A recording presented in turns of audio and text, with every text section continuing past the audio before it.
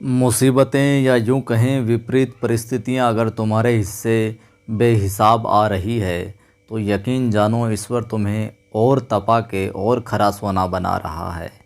हमेशा सकारात्मक नज़रिया रखिए। नमस्कार, मैं हूं आपका दोस्त कवि आदि गणेश। सामाजिक विज्ञान कक्षा 7 की पुस्तक चल रही है। पाठ है आज 19वां, राजस्थान एवं दिल्ली सल्तनत। ये जो अध्याय है इसको हम 2 टुकड़ों में करेंगे। आज ये पहला पार्ट है। वीडियो को लाइक कर दें, आप सभी ग्रुप में ज़रूर शेयर करें सभी मित्रों को, ताकि वो भी जुड़कर इसका लाभ ले सके। चैनल को सब्सक्राइब नहीं किया, पहली बार देख रहे हैं आज, तो सब्सक्राइब करके साथ में घंटी का जो निशान है उसको भी क्लिक कर लें, ताकि आने वाली वीडियोज़ की सूचना आपको मिलती रहे। शुरुआत करते हैं। फैक्ट टू फैक्ट बात करेंगे जहाँ से प्रश्न बन सकते हैं। देखिए, पिछली कक्षा में हमने देखा हर्षवर्धन वाला कार्यक्रम जो चल रहा था उस समय, पुलकेशिन द्वितीय वगैरह सारा कुछ, राष्ट्रकूट वगैरह, पल्लव वगैरह, चोल वगैरह, ये शासन। तो सम्राट हर्ष की मृत्यु के बाद में भारत की जो राजनीतिक एकता थी वो क्या हो गई, नष्ट हो गई, समाप्त हो गई हर्ष की मौत के बाद ही। वहीं आगे तुर्की आक्रमणकारियों में गजनी के महमूद गजनवी ने भारत पर कितनी बार आक्रमण किया था? 17 बार। कई बार पूछा गया है। गजनी के महमूद गजनवी ने भारत पर आक्रमण किया था 17 बार। पिछली लेक्चर में भी हमने पढ़ा था 1025 ईस्वी में गुजरात के प्रसिद्ध सोमनाथ मंदिर पर आक्रमण किया गया। मंदिर को तोड़ा फोड़ा और प्रचुर मात्रा में यहाँ से धन है जो लूटा गया। वहीं हम बात करें महमूद गजनवी के बाद में, तो गौर प्रदेश के जो मोहम्मद गोरी था उसने भारत पर आक्रमण किया और भारत में मुस्लिम साम्राज्य की स्थापना का क्या बीजारोपण किया, बीज रोप दिया। पहले गजनवी, फिर उसके बाद में मोहम्मद गोरी। आगे बढ़ते हैं। हम चीज़ों को आसानी के साथ में यूँ कहें कि एक संवाद स्थापित करते, बातचीत करते हुए आगे बढ़ेंगे, ताकि आपके अच्छे से मस्तिष्क के अंदर ये चीज़ें जो स्थायित्व ले लेवे। तराइन के प्रथम युद्ध में तो गोरी बुरी तरह हार गया था और भाग गया था। और तराइन का प्रथम युद्ध और दूसरा युद्ध कब हुआ था वो सन आप बताइएगा। लेकिन तराइन के दूसरे युद्ध के दौरान पृथ्वीराज है जो उसको हार का सामना करना पड़ा था और गोरी है जो विजय हो गया था। और भारत के इतिहास में ये एक क्या हुआ था, निर्णायक युद्ध हुआ था। भारत के इतिहास में तराइन का जो दूसरा युद्ध था, या यूँ कहें पृथ्वीराज की जो पहले युद्ध के बाद में थोड़ा सा आराम कर लेने की और उसको भाग जाने के लिए छूट दे दी थी, वो महंगी पड़ी थी। भारत में गोरी का अंतिम अभियान पूछ लिया जाए, भारत में गोरी का अंतिम अभियान कौन सा था, तो भारत में गोरी का अंतिम अभियान 1206 ईस्वी में खोखरों के विरुद्ध था। 1206 में किसके विरुद्ध? खोखरों के विरुद्ध। और ये अभियान खोखरों के विरुद्ध जब समाप्त करके गोरी जब लौट रहा था, तो झेलम नदी के किनारे खोखरों ने उसकी क्या कर दी, हत्या कर दी साहब। आगे बढ़ते हैं। आगे क्या स्थितियां बनती है।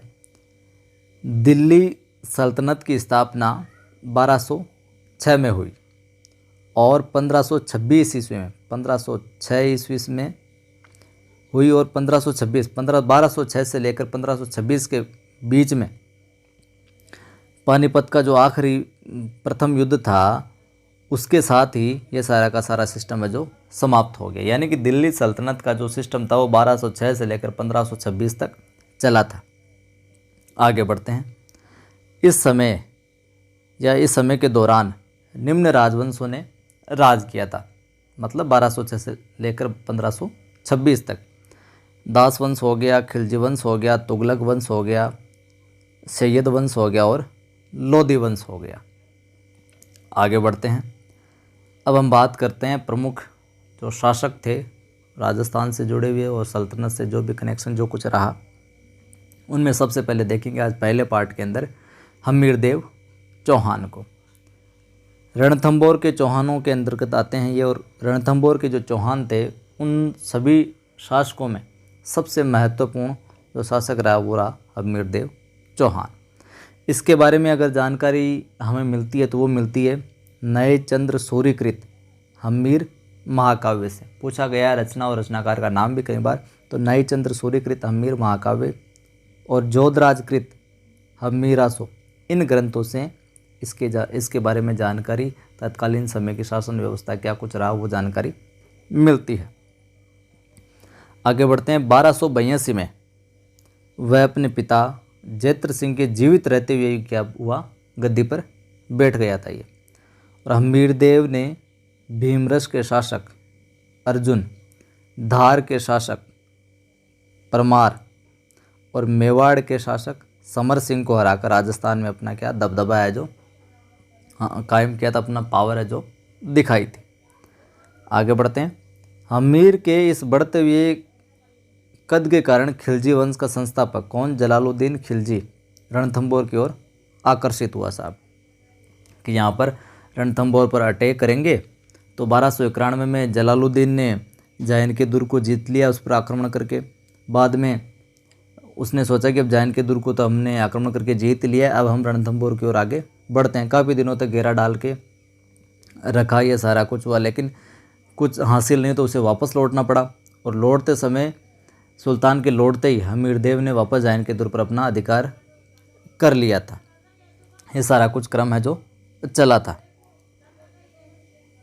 1291 में जलालुद्दीन ने जायन पर आक्रमण किया, ये सारे सिस्टम जो मैंने बताया वो प्रक्रिया चली। और 1296 में अपने चाचा जलालुद्दीन की हत्या कर अलाउद्दीन खिलजी दिल्ली का सुल्तान बन गया साहब।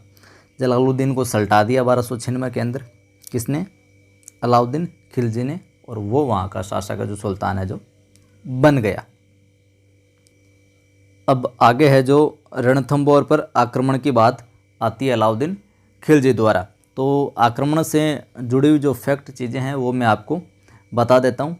सुल्तान के आदेश पर, यानी कि अलाउद्दीन खिलजी के आदेश पर उलूग खां को, ठीक है, उलूग खां और साथ में नुसरत खां, उलूग खां और नुसरत खां, ये दोनों सेना लेकर रणथंबोर की ओर आगे बढ़ते हैं। दोनों की जो संयुक्त सेना है वो जायन की ओर से रणथंबोर पर आक्रमण करती है, अटैक कर देती है। और सेना ने बिल्कुल आसानी से जायन पर अधिकार कर लेती है ये। और आगे क्या है, जो हमीर के आदेश पर राजपूती सेना जायन की ओर बढ़ती है, तुर्की सेना में को खदेड़ देती है, बहुत वीरता से लड़ती है हमीर की सेना। तुर्की सेना ने जवाबी हमला किया और रणथंबोर पर क्या किया, घेरा डाल दिया। रणथंबोर दुर्ग की प्राचीर से राजपूती सेना ने प्रहार किया। नुसरत खां जो बुरी तरह घायल हो गया और वहीं मारा गया वो। राजपूती सेना ने दुर्ग से निकलकर तुर्की सेना पर फिर जोरदार हमला किया, तो उलूग खां को अपने प्राण बचाने के लिए भागना पड़ा। कि नुसरत खां को तो सल्टा दिया और उलूग खां उसको क्या भागना पड़ा था। इसकी वजह से क्या दोनों नेतृत्व करते हुए आए थे, तो भागे तो सेना में खलबली मच गई, सेना को खदेड़ दिया गया। अब क्या हुआ कि अलाउद्दीन खिलजी जो है वो खुद एक बड़ी सी सेना लेकर आ जाता है। लगभग एक वर्ष तक सुल्तान है जो रणथंबोर दुर्ग को घेरा डाले रहता है, कोई सफलता नहीं मिलती। सैन्य क्षेत्र में सफलता नहीं मिली तो अलाउद्दीन ने क्या किया, फिर छल कपट का सहारा लिया। अलाउद्दीन ने क्या किया, छल कपट का सहारा लिया। तो सुल्तान ने संधि वार्ता के बहाने कि हम संधि कर लेते हैं, संधि वार्ता के बहाने हमीरदेव के सेनापतियों क्या है वो बुलाता है, हमीरदेव के सेनापतियों को बुलाता है और उसे लालच देता है। और उधर किले में रसद सामग्री है जो ख़त्म हो रही थी, जो कुछ भी बची थी, तो अलाउद्दीन ने हड्डियों का चूरा मिलवाकर उस पानी को, जल को अपवित्र करवा दिया, रसद सामग्री को अपवित्र करवा दिया। ऐसी स्थिति में भूखे प्यासे राजपूत जो सैनिक थे उन्होंने केसरी वस्त्र धारण कर दुर्ग से बाहर आ गए और शत्रु से भिड़ गए साहब। और खिलजी के धोखे के कारण राजपूती सेना टिक न सकी। हमीरदेव वीरतापूर्वक लड़ता हुआ मारा गया। और 1301 के अंदर, कब 1301 के अंदर अलाउद्दीन का रणथंबोर पर क्या हो गया, अधिकार हो गया। 1301 में अलाउद्दीन का रणथंबोर पर क्या हो गया, अधिकार हो गया। हमीरदेव की हम निष्कर्ष के तौर पर देखें तो, और विस्तार से आगे की कक्षा में पढ़ेंगे, इस हमीरदेव के शासन को हम निष्कर्ष के तौर पर देखें तो कलाकारों का आश्रयदाता था, सूरवीर योद्धा था, कुशल सेनानायक था वो। अलाउद्दीन ने सैनिक बलबूते पर नहीं बल्कि छल कपट से रणथंबोर को जीता था। अगर सैनिक बलबूते पर जीतने की प्रयास करता तो वो कहीं टिक नहीं पाता था। हमीरदेव ने 17 युद्ध किए थे। कितने युद्ध किए थे, 17 युद्ध किए थे हमीरदेव ने, जिनमें से वह 16 युद्धों में विजयी रहा था। 16 युद्ध के अंदर वो विनर रहा था, एक युद्ध में हारा था। और राजा हमीरदेव का नाम इतिहास में स्मरणीय रहेगा, यानी कि स्वर्ण अक्षरों में उसका नाम है जो याद किया जाता है, लिखा गया है। तो ये राजस्थान एवं दिल्ली सल्तनत 19वां जो अध्याय है उसका पहला पार्ट था। अगला पार्ट है जो हम अगली जो बातें हैं वो अगले लेक्चर में देखेंगे। तो वीडियो को लाइक कर दें, सभी ग्रुप में शेयर कर दें। पहली बार देख रहे हैं तो चैनल को सब्सक्राइब कर लें ताकि आपकी मदद हो सके। जय हिंद।